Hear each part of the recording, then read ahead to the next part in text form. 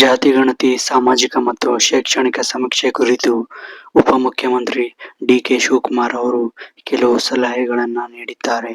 ಹೌದು, ಕರ್ನಾಟಕ ರಾಜ್ಯ ಹಿಂದುಳಿದ ವರ್ಗಗಳ ಆಯೋಗದಿಂದ ನಡೆಸುತ್ತಿರುವ ಸಾಮಾಜಿಕ ಮತ್ತು ಶೈಕ್ಷಣಿಕ ಸಮೀಕ್ಷೆ.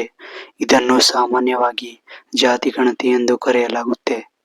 ಇನ್ನು ಈ ಸಮೀಕ್ಷೆಯು ಸೆಪ್ಟೆಂಬರ್ 22ರಿಂದ ಪ್ರಾರಂಭವಾಗಿದ್ದು, ಪೂರ್ಣಗೊಳಿಸಲು ಗಡುವು ಅಕ್ಟೋಬರ್ 7ರಂದು ಮುಕ್ತಾಯಗೊಳ್ಳಲಿದೆ. ರಾಜ್ಯದ 7 ಕೋಟಿ ಜನರ ಸಾಮಾಜಿಕ, ಶೈಕ್ಷಣಿಕ ಮತ್ತು ಆರ್ಥಿಕ ಸ್ಥಿತಿಗತಿಗಳ ಬಗ್ಗೆ ನಿಖರವಾದ ದತ್ತಾಂಶಗಳನ್ನು ಸಂಗ್ರಹಿಸುವುದು ಇದು ಸರ್ಕಾರದ ವಿವಿಧ ಯೋಜನೆಗಳು ಮತ್ತು ಸಾಮಾಜಿಕ ನ್ಯಾಯವನ್ನು ಒದಗಿಸಲು ಸಹಾಯಕವಾಗಿದೆ.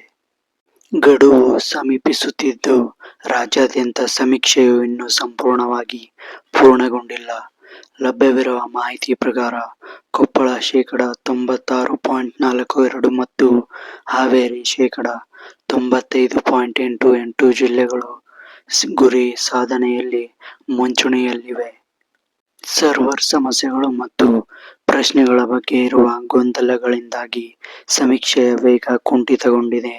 ಈ ಹಿನ್ನೆಲೆಯಲ್ಲಿ ಗಡುವನ್ನು ವಿಸ್ತರಿಸುವ ಬಗ್ಗೆ ಸರ್ಕಾರವು ಚಿಂತನೆ ನಡೆಸಿದೆ ಎಂದು ಎನ್ನಲಾಗಿದೆ. ಇನ್ನು ಈ ಸಮೀಕ್ಷೆಗಾಗಿ ಸುಮಾರು 420 ಕೋಟಿ ರೂಪಾಯಿ ನಿಗದಿಪಡಿಸಲಾಗಿದೆ. ಸಮೀಕ್ಷೆಯಲ್ಲಿ ಸುಮಾರು 60 ಪ್ರಶ್ನೆಗಳನ್ನು ಕೇಳಲಾಗುತ್ತಿದೆ. ಉಪಮುಖ್ಯಮಂತ್ರಿ ಡಿ.ಕೆ. ಶಿವಕುಮಾರ್ ಅವರು ತಮ್ಮ ಬೆಂಗಳೂರಿನ ನಿವಾಸದಲ್ಲಿ ಸಮೀಕ್ಷೆಗೆ ಒಳಪಟ್ಟ ನಂತರ ಕೆಲವು ಪ್ರಶ್ನೆಗಳ ಬಗ್ಗೆ ಅಸಮಾಧಾನ ವ್ಯಕ್ತಪಡಿಸಿ ಸಮೀಕ್ಷಕರಿಗೆ ಮತ್ತು ಅಧಿಕಾರಿಗಳಿಗೆ ಕೆಲವು ಸೂಚನೆಗಳನ್ನು ನೀಡಿದ್ದಾರೆ. ವೈಯಕ್ತಿಕ ಪ್ರಶ್ನೆಗಳಿಗೆ ಆಕ್ಷೇಪ.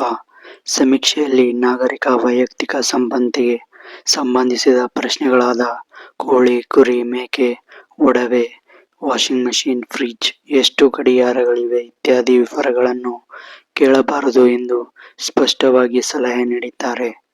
ಇವು ವೈಯಕ್ತಿಕ ವಿಷಯಗಳು, ಇವುಗಳ ಬಗ್ಗೆ ಕೇಳುವ ಅಗತ್ಯವಿಲ್ಲ ಎಂದು ಡಿ.ಕೆ. ಶಿವಕುಮಾರ್ ಅವರು ಹೇಳಿದ್ದಾರೆ. ಸಮೀಕ್ಷೆಯನ್ನು ಸರಳವಾಗಿ ಮತ್ತು ಸುಲಭವಾಗಿ ನಡೆಸಬೇಕು, ಜನರಿಗೆ ಅನಗತ್ಯ ತೊಂದರೆ ಕೊಡಬಾರದು ಎಂದು ಸೂಚಿಸಿದ್ದಾರೆ. ಸಮೀಕ್ಷೆಯಲ್ಲಿ ಭಾಗವಹಿಸಲು ಕರೆ. ಇದು ಕೇವಲ ಜಾತಿ ಗಣತಿಯಲ್ಲ, ಬದಲಿಗೆ ಸಾಮಾಜಿಕ ನ್ಯಾಯ ಒದಗಿಸುವ ಸಮೀಕ್ಷೆ ಎಂದು ಅವರು ಹೇಳಿದ್ದಾರೆ. ಎಲ್ಲ ಸಮುದಾಯದವರು ಯಾವುದೇ ಗೊಂದಲವಿಲ್ಲದೆ ಈ ಸಮೀಕ್ಷೆಯಲ್ಲಿ ತಪ್ಪದೇ ಭಾಗವಹಿಸಿ ಸರಿಯಾದ ಮಾಹಿತಿ ನೀಡಬೇಕೆಂದು ಮನವಿ ಮಾಡಿದ್ದಾರೆ.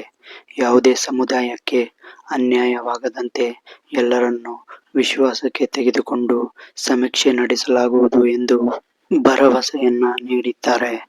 ಇನ್ನು ತಾಂತ್ರಿಕ ದೋಷಗಳ ಬಗ್ಗೆ ಗಮನ. ಸಮೀಕ್ಷೆ ಅಪ್ಲಿಕೇಶನ್ನಲ್ಲಿರುವ ತಾಂತ್ರಿಕ ದೋಷಗಳು ಮತ್ತು ಸರ್ವರ್ ಸಮಸ್ಯೆಗಳನ್ನು ಸರಿಪಡಿಸಲು ಅಧಿಕಾರಿಗಳಿಗೆ ಸೂಚನೆ ನೀಡಿದ್ದಾರೆ. ಸದ್ಯ ಸಮೀಕ್ಷೆಯ ಗಡುವು ನಾಳೆ ಅಕ್ಟೋಬರ್ 7ರಂದು ಅಂತ್ಯಗೊಳ್ಳಲಿದ್ದು, ಸರ್ಕಾರದ ಮುಂದಿನ ತೀರ್ಮಾನಕ್ಕಾಗಿ ಎಲ್ಲರೂ ಎದುರು ನೋಡುತ್ತಿದ್ದಾರೆ. ಸೊ ಇದಾಗಿತ್ತು ಇಂದಿನ ಸುದ್ದಿ. ಮತ್ತೊಂದು ಸುದ್ದಿಯೊಂದಿಗೆ ಸಿಗೋಣ. ಅಲ್ಲಿವರೆಗೂ ಎಲ್ಲರೂ ನನ್ನ ಚಾನಲನ್ನು ವೀಕ್ಷಿಸಿ ಮತ್ತು ಹಾರೈಸಿ. ನಮಸ್ಕಾರಗಳು.